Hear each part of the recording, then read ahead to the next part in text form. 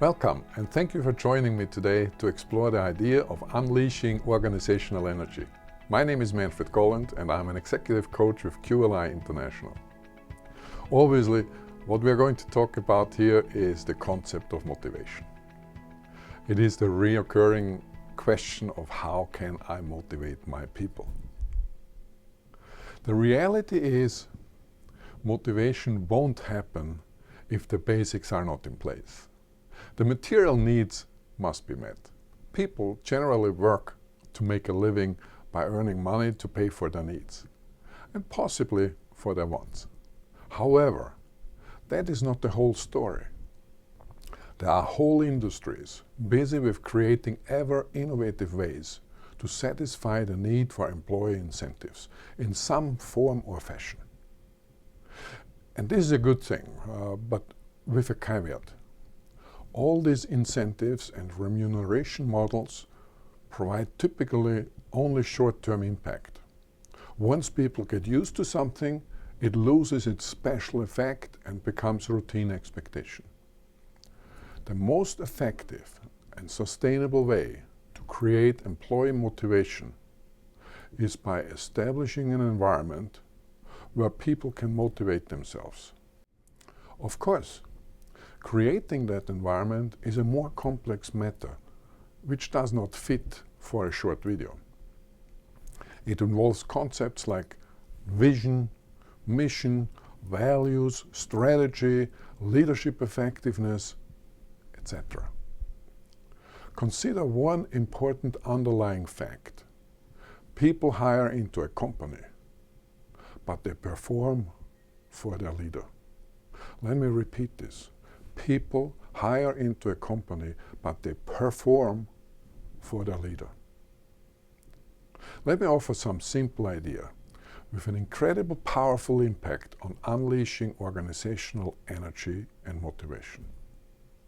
The concept does not require an investment approval, nor does it require an expense appropriation. However, it requires some attention and absolute authenticity. As a matter of fact, I challenge my clients consistently on this very issue. As leaders and managers, we are trained and highly sensitized to recognize anything that is not right in a procedure, any flaw in a process or its execution. We are very good in focusing on anything that requires repair or corrective action, correct? Good leaders do see things when they are not right. At the same time, in any of your companies, in your organizations, every single day, there are many actions done right and executed very well. Otherwise, none of these companies would exist anymore. I challenge you, your peers, and all the people around you in any leadership function, from production team leader to CEO, to go out once a day into your respective companies, departments, and organizations and find someone doing something right.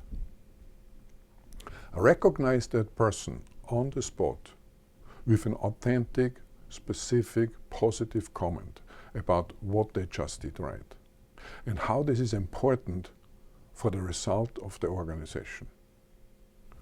Once a day.